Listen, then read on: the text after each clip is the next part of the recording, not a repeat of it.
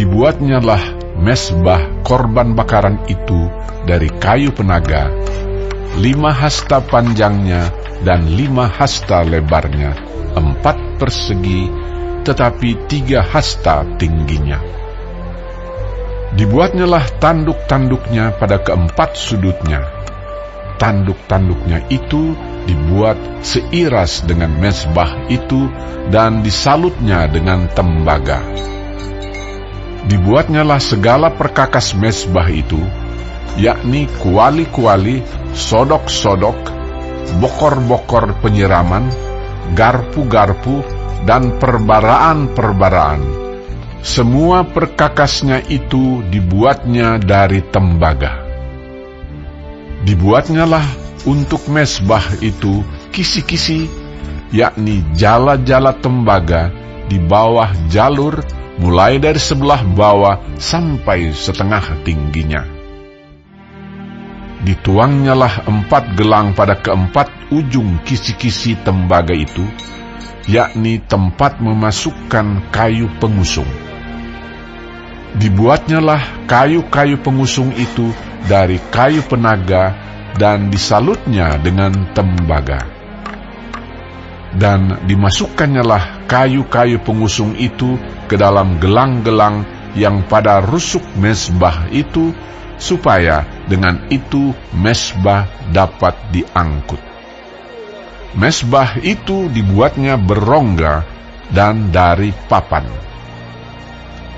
Dibuatnyalah bejana pembasuhan dan juga alasnya dari tembaga, dari cermin-cermin para pelayan perempuan yang melayani di depan pintu kemah pertemuan.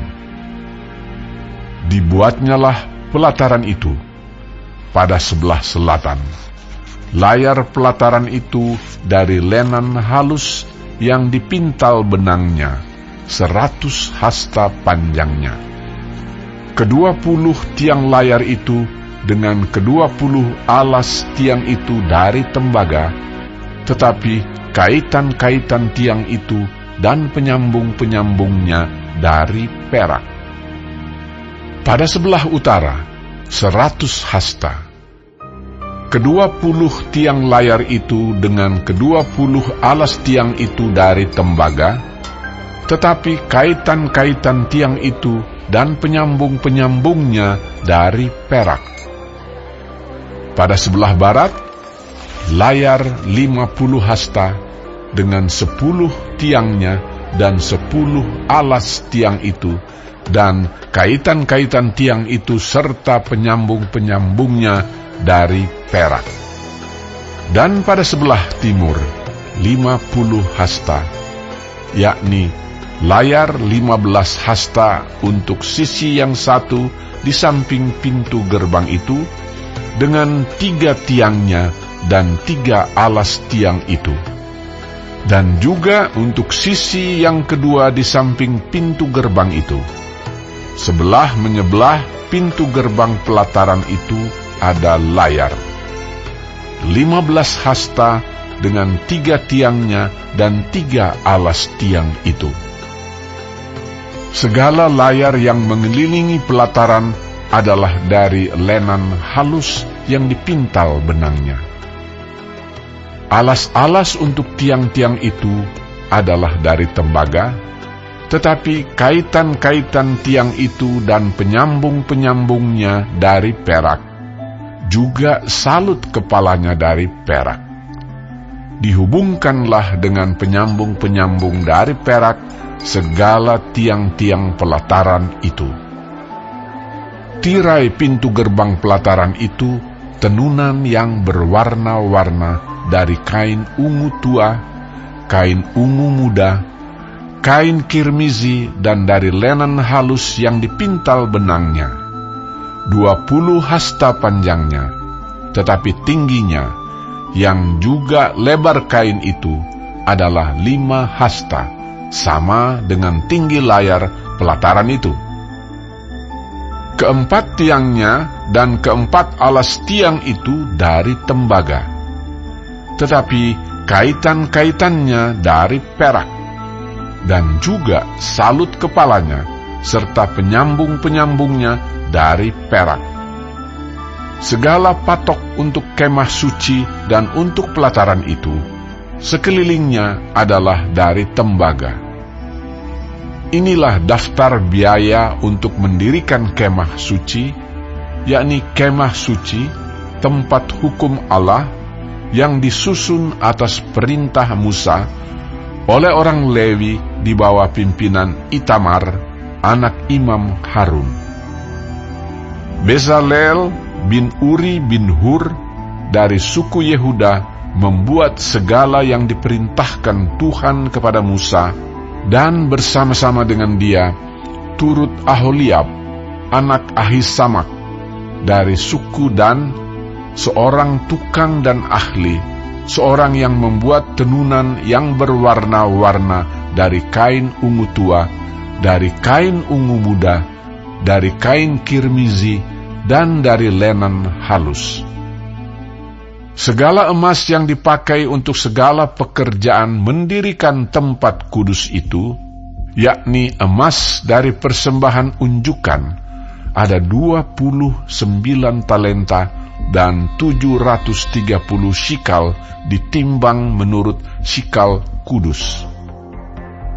Perak persembahan mereka yang didaftarkan dari antara jemaah itu ada 100 talenta dan 1.775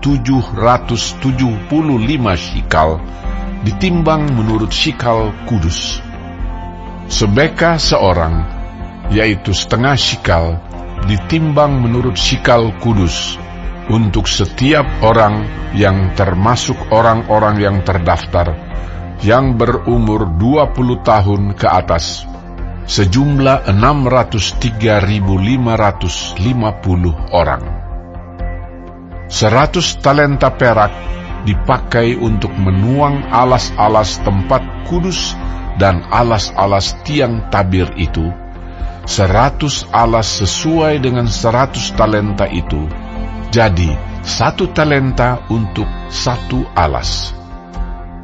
Dari yang 1.775 shikal itu, dibuatnyalah kaitan-kaitan untuk tiang-tiang itu, disalutnyalah kepala tiang itu, dan dihubungkannya tiang-tiang itu dengan penyambung-penyambung. Tembaga dari persembahan unjukan itu ada 70 talenta dan 2.400 shikal.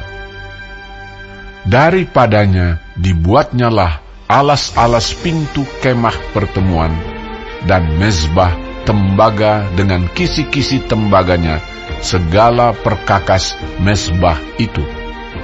Alas-alas pelataran sekelilingnya, alas-alas pintu gerbang pelataran itu, segala patok kemah suci dan segala patok pelataran sekelilingnya.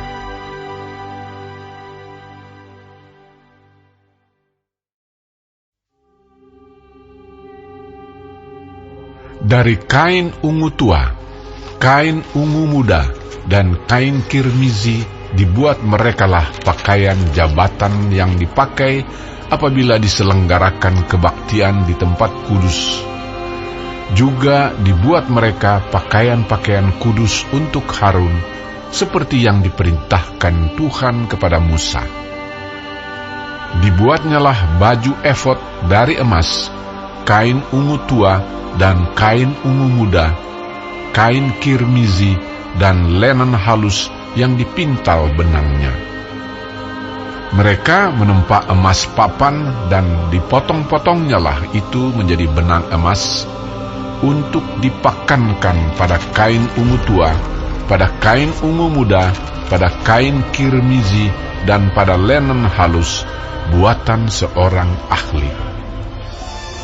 Dibuat merekalah tutup bahu pada baju efod itu, yang disambung kepadanya, di kedua ujungnya lah baju efod itu disambung.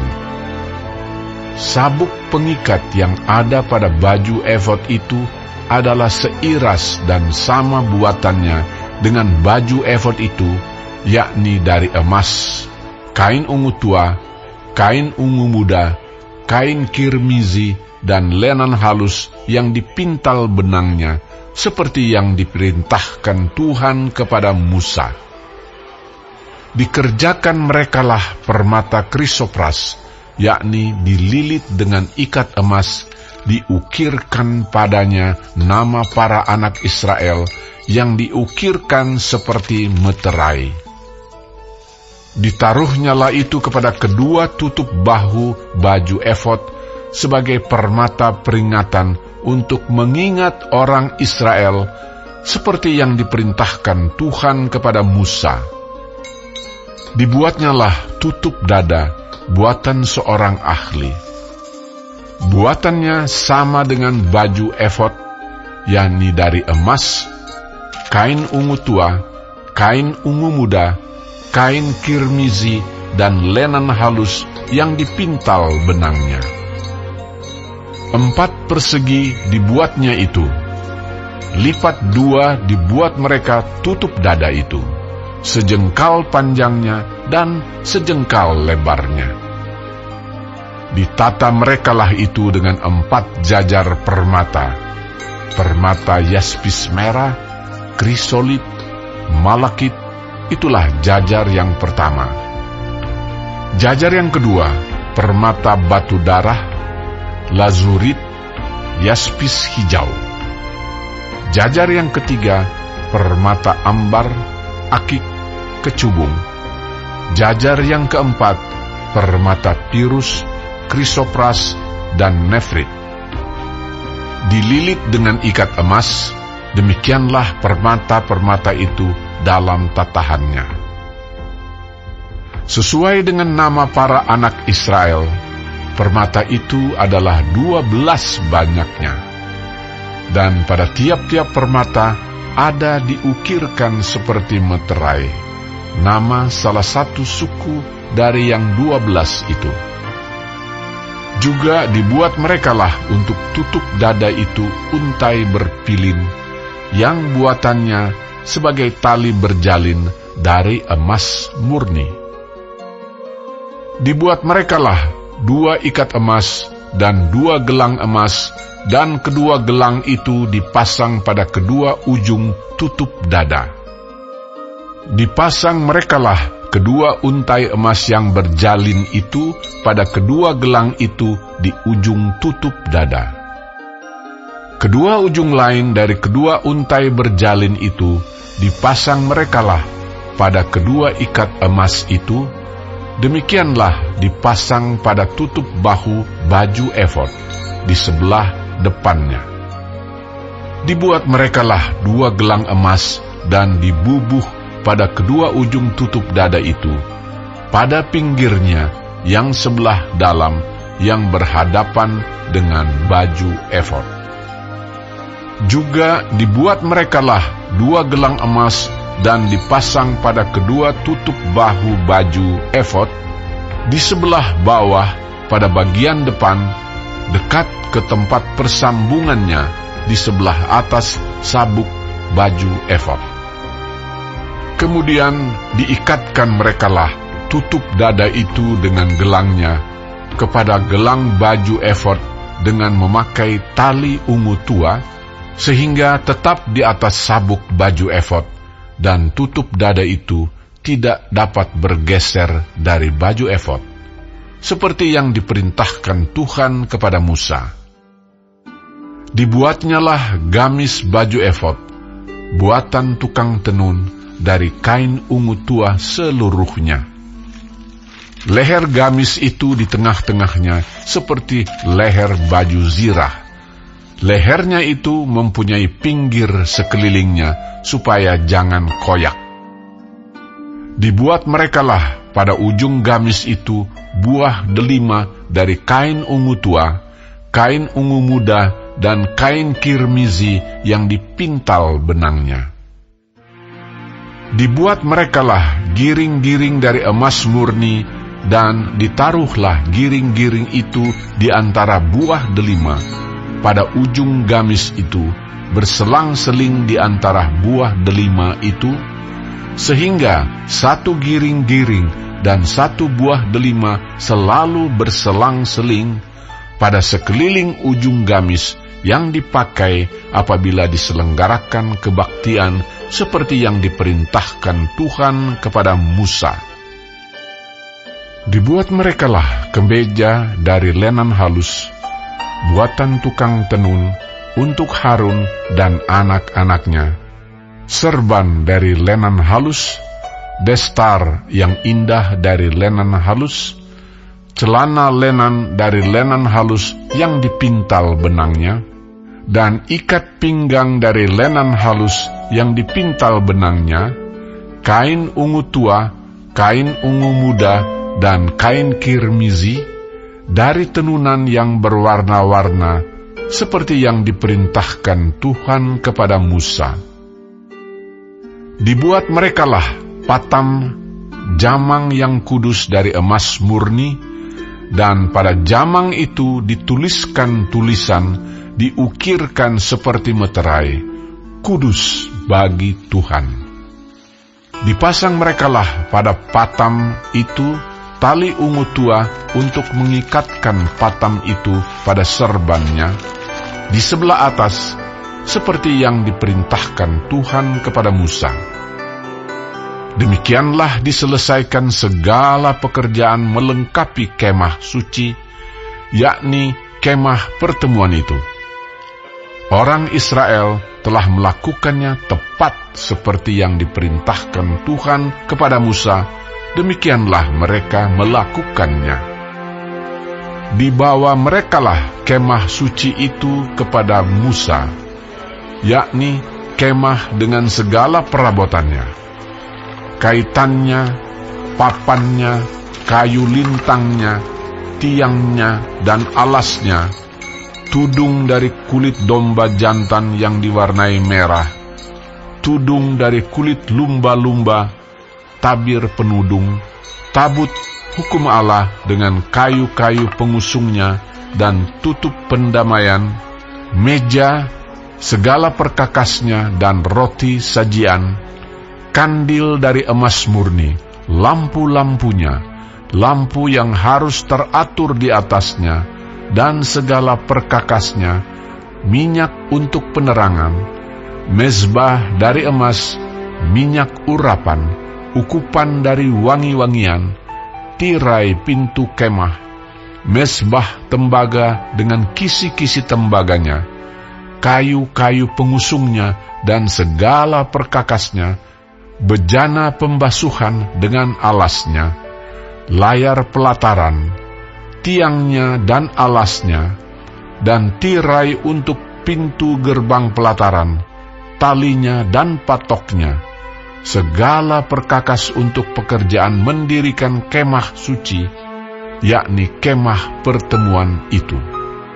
Pakaian jabatan yang dipakai apabila diselenggarakan kebaktian di tempat kudus, pakaian kudus untuk Imam Harun, dan pakaian anak-anaknya untuk memegang jabatan imam. Tepat seperti yang diperintahkan Tuhan kepada Musa, demikianlah dilakukan orang Israel segala pekerjaan melengkapi itu. Dan Musa melihat segala pekerjaan itu, dan sesungguhnya mereka telah melakukannya seperti yang diperintahkan Tuhan. Demikianlah mereka melakukannya. Lalu Musa memberkati mereka.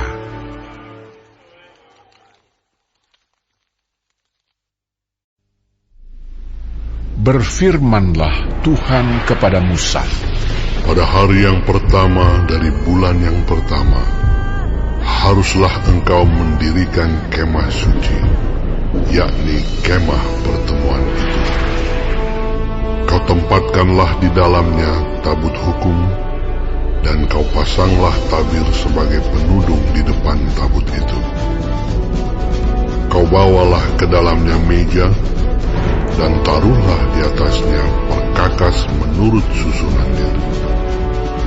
Kau bawalah ke dalamnya kandil, dan kau pasang lampu-lampunya di atasnya. Kau taruhlah mezbah emas untuk membakar ukupan di depan tabut hukum. Kau gantungkanlah tirai pintu kemah suci. kau taruhlah mezbah korban bakaran di depan pintu kemah suci, yakni kemah pertemuan itu. Kau taruhlah bejana pembasuhan di antara kemah pertemuan dan mezbah itu. Lalu kau taruhlah air ke dalamnya. Haruslah kau buat pelataran keliling, dan kau gantungkanlah tirai pintu gerbang pelataran itu. Kemudian kau ambillah minyak urapan, dan kau urapilah kemah suci dengan segala yang ada di dalamnya. Demikianlah harus engkau menguduskannya dengan segala perabotannya, sehingga menjadi kudus. Juga kau urapilah mezbah korban bakaran itu dengan segala perkakasnya.